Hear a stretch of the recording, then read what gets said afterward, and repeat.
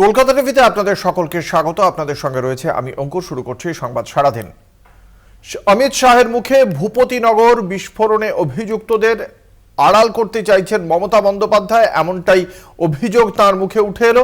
আজকেই তিনি বালুরঘাটে এসেছিলেন বিজেপি রাজ্য সভাপতি তথা বালুরঘাটের বিজেপি সংসদীয় প্রার্থী সুকান্ত মজুমদারের হয়ে প্রচারে, এবং সেখানেই মঞ্চ থেকে তিনি সরাসরি আক্রমণ করেন তৃণমূল কংগ্রেসকে।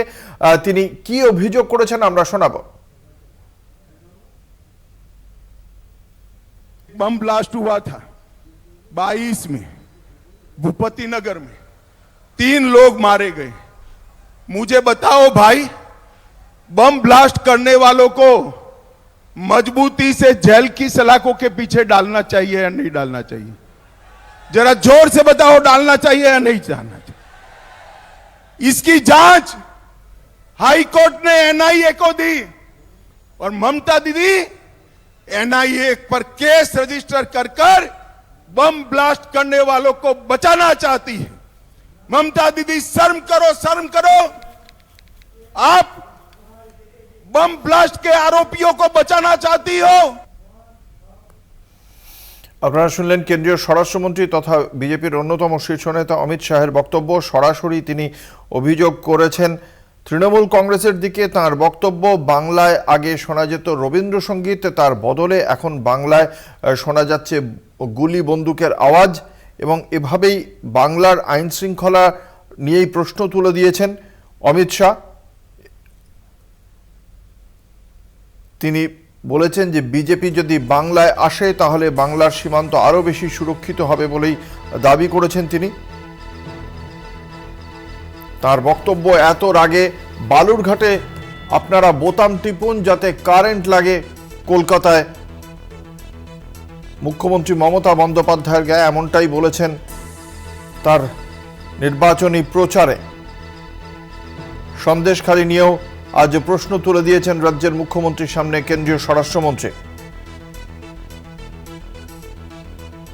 একই সঙ্গে যে সিএএ কে এবারে নির্বাচনে হাতিয়ার করেছে তৃণমূল কংগ্রেস, সেই সিএএ নিয়েও অমিত শাহ বলেছেন যে সিএএ নিয়ে আদতে সাধারণ মানুষকে ভয় দেখাচ্ছে তৃণমূল কংগ্রেস।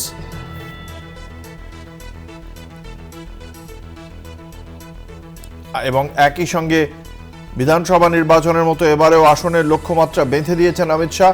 30 আসনের লক্ষ্যমাত্রা বেঁধে দিয়েছেন অমিত শাহ। এই মুহূর্তে আমাদের সঙ্গে টেলিফোন লাইনে রয়েছেন তৃণমূল কংগ্রেসের মুখপাত্র কৃষাণু মিত্র। কৃষাণু, আজ কেন্দ্রীয় স্বরাষ্ট্রমন্ত্রী অমিত শাহ বালুরঘাটের সভা থেকে তিনি বলেছেন বিস্ফোরণে অভিযুক্তদের আড়াল করতে চাইছেন মুখ্যমন্ত্রী। একই সঙ্গে বাংলায় আগে রবীন্দ্রসঙ্গীত শোনা যেত, এখন গুলি বন্দুকের আওয়াজ শোনা যায়, কি বলবেন? বাংলাতে তো মানুষ উন্নয়নের আওয়াজ শুনছে, উন্নয়নের কলকারখানার আওয়াজ শুনছে, বাংলাতে মানুষ গণতান্ত্রিক দাবি দাওয়ার আওয়াজ শুনছে। কিন্তু তদন্তটা তো এই ক্ষেত্রে ভূপতিনগরে কেন্দ্রীয় সংস্থা করছে, 1.5 বছর ধরে করছে।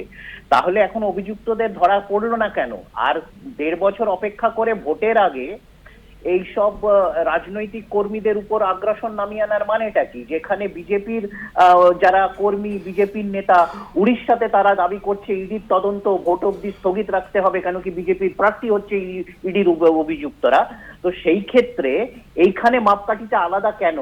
আর সর্বোপরি সব থেকে বড় যে এই বিস্ফোরণের ঘটনা গত 5 বছরে ভারতবর্ষের মাটিতে ভারতবর্ষের মানুষ দেখেছে পুলওয়ামাতে বিস্ফোরণ, সেই 300 কিলো আরডিএক্স, সেই এনআইএ 5 বছর ধরে কি অশ্বডিম্ব প্রসব করলেন। সেখানকার পুলওয়ামা বিস্ফোরণের নায়কদের বিরুদ্ধে কি ব্যবস্থা হলো? তাদেরকে কে চিহ্নিত করবে? 300 কিলো আরডিএক্স আজকে 2 সপ্তাহ ধরে কাশ্মীরের মাটিতে গ্রামে গ্রামে ঘুরলো। এই কেন্দ্রীয় বাহিনীর নাকের ডলায়, এই কাশ্মীরি পুলিশ বিজেপির নিয়ন্ত্রণাধীন, তার নাকের ডগায়। তো সেই বিষয়ে স্বরাষ্ট্রমন্ত্রী তার খতিয়ান দিক।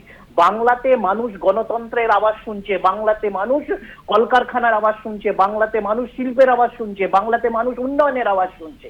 মোদিজি এবং অমিত শাহজি 10 বছরের সরকারের খতিয়ান দিক। আমরা কথা বলছিলাম, ধন্যবাদ। আমাদের সঙ্গে ছিলেন তৃণমূল কংগ্রেসের মুখপাত্র কৃষাণু মিত্র।